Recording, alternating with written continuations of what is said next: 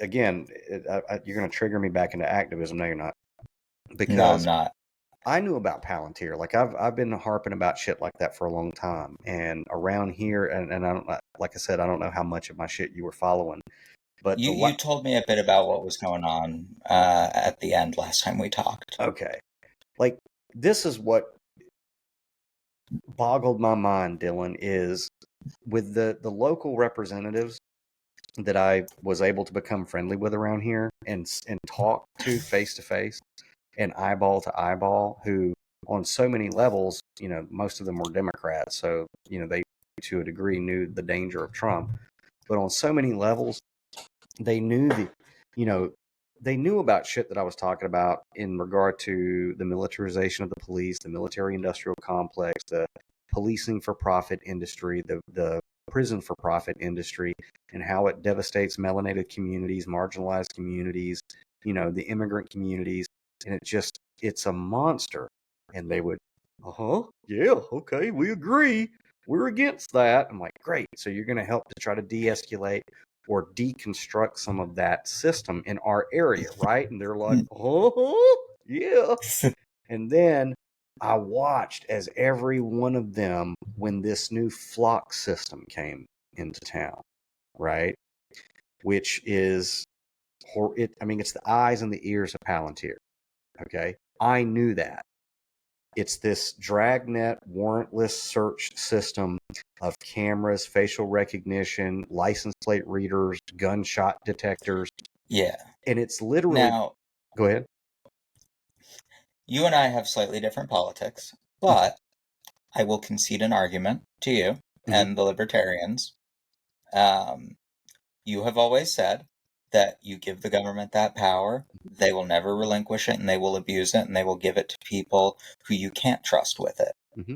That's right. I don't think as somebody who does not usually agree with your politics, I can't argue with that point Nope. anymore. They're doing it right in front of our faces. Yeah. And like around here, dude, it was fucking crazy because when they first started putting it up, and it's creepy to drive around town and you see these flock cameras everywhere. And if you know what they are, most people, they have a scotoma, like in my town. Most people, they don't even see them. They literally just can't see them, right?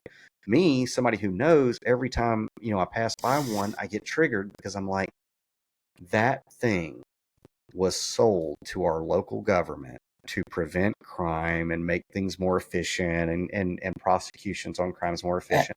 However, And in my look, mind, I'm like, but they're going to plug it in to Palantir-like systems.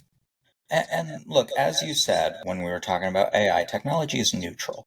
I, that system could probably be used to prevent crime, and it could probably be used for good purposes, but it will also absolutely be abused. Yeah, and like I said, man, I tried warning everybody around here, and they dug their heels in, and they were like, well, it's for crime prevention. And because of the flock system, we saved a baby. We saved a baby. And they always do that shit. It's always about they save the kids with this or that. And it's like, yeah, but I'm really glad you guys saved that baby, but what's going to happen when that system is used to round up babies who aren't citizens? that's right. And then yesterday, an article came out from Colorado where, you have a lot of locals in Colorado that are fighting the flock system. And there's an issue going on in Colorado because, again, the way that city councils and local police departments, all of that's private companies, okay, the way they're pitching it is, look, we only turn it on when you call 911 or something, right? So But we're it's not, still recording passively. yeah, it's logging everywhere you go and everywhere you meet. And with AI, it's so advanced, you don't even have to have like a license plate number. You can go Toyota Camry with a dent on the corner, right? Hmm. And it can pull your fucking car up and track everywhere you've been. And so, you know, the way they sold it, the way they're selling it to cities and municipalities is, well, this is just for our police department. And I'm like, okay, now, No. I'm like, so you mean to tell me that if ICE wants to tap into that system, that you guys are going to say no? I, because of how the laws are set up, they have to say yes. Right. Yeah. That's the problem. They have no legal recourse to say no. So you're just giving away the keys to the castle, basically. Yeah. And they're doing it. You're giving up your people because Mhm. you're worried about being seen as soft on crime. That's right. And that's why I walked away from local politics, I because don't blame you. if, and look, I know a lot of like the city council people and Mayor LaRonda on a personal level, like if I'm talking to them on the street, it's like, hey, nothing personal, and I've talked to them. I have talked to a few of them personally where I'm like, look, nothing personal, but you should have known better. Like, this is warrantless searches. It's going to devastate the marginalized communities ultimately. I mean, and it is. And I mean, because it's over policing. oh my God. Well, here and here's where okay, and this is what I thought it was odd too, Dylan. But yeah, with the flock thing, we'll get into a story next time I get you on. Just remind me about the swastika mobile and flock.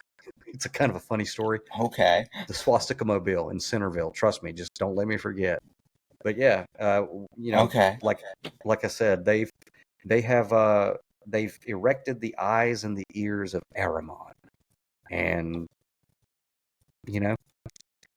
I don't know how I don't know how they're going to sleep at night, if they can even connect the dots the way that you and I connect the dots. But ultimately, the flock system goes into the ICE, the Department of Homeland Security, and then ultimately into Palantir.